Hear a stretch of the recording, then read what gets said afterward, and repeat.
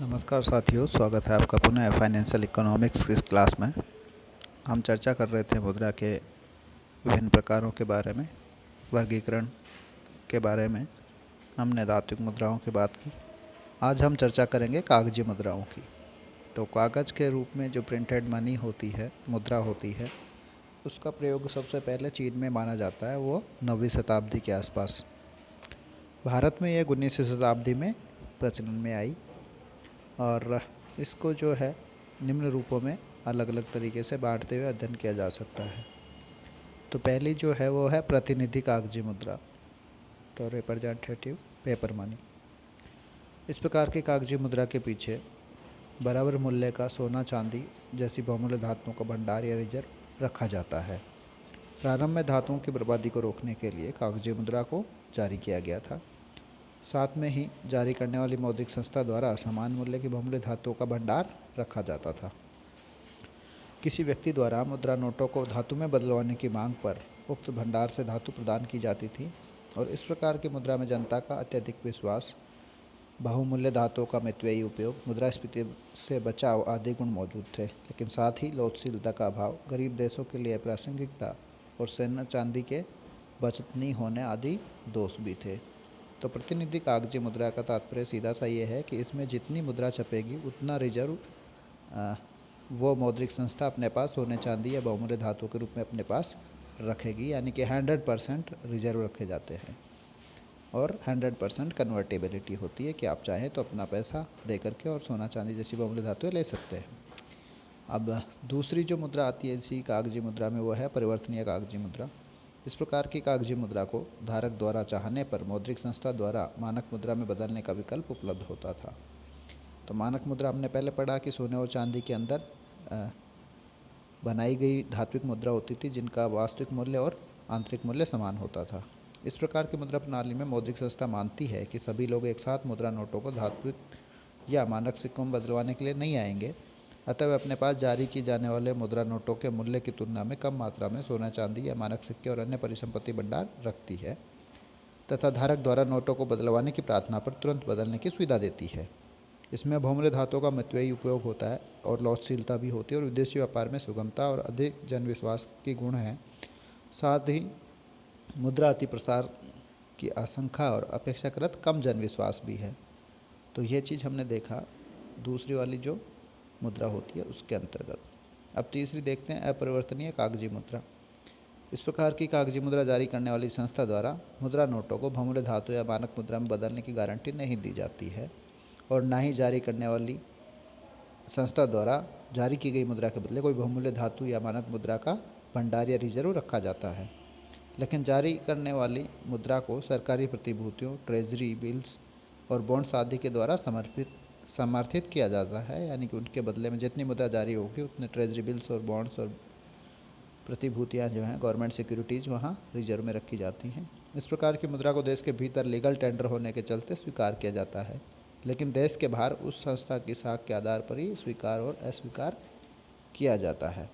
तो अपरिवर्तनीय कागजी मुद्रा होगी उसको आप मानक सिक्कों में या सोने चांदी जैसी बहुमूल्य धातुओं में बदलवाने की स्वीकृति या आपको स्वतंत्रता नहीं होती है। चौथी मुद्रा का प्रकार हम देखते हैं कागज मुद्रा में, वो है फिएट मनी या प्रादिष्ट मुद्रा। और यह एक प्रकार की है मुद्रा होती है जिसे संकट की स्थिति में सीमित मात्रा में जारी किया जाता है, अतः इसे आपातकालीन मुद्रा भी कहा जाता है। और इसके समर्थन में कोई बहुमूल्य धातु या प्रतिभूति भंडार नहीं रखे जाते हैं, ना ही इसमें परिवर्तन करने का विकल्प उपलब्ध होता है। यह असीमित कानूनी वैध मुद्रा होती है। तो यह क्या है, अपरिवर्तनीय कागज मुद्रा की तरह ही है, लेकिन इसका संबंध के संकट काल की परिस्थितियों से होता है जिसमें ये जारी की जाती है। इसके बाद हम देखते हैं कागज मुद्रा के बाद हम प्लास्टिक मुद्रा। तो आजकल प्लास्टिक मुद्रा बहुत यूज हो रही है। तो इसका प्रयोग, जो प्लास्टिक मुद्रा शब्द है, इसका प्रयोग वास्तविक बैंक नोट्स के स्थान पर दिन प्रतिदिन के जीवन में उपयोग होने वाले प्लास्टिक कार्डों के लिए किया जा रहा है। और वे कई रूप में आते हैं, जैसे कि डेबिट कार्ड है, एटीएम कार्ड है, क्रेडिट कार्ड है, स्टोर कार्ड है, प्रीपेड कैश कार्ड है, स्मार्ट कार्ड है।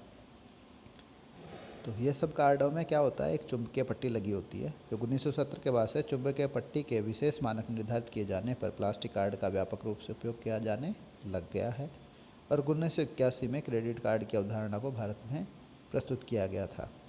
तो जो ये कार्ड होते हैं वो किस पे काम करते हैं, कंप्यूटर नेटवर्क और इन सब से जुड़े हुए हैं और प्लास्टिक पट्टी में सारी सूचनाएं डेटा संग्रह होता है।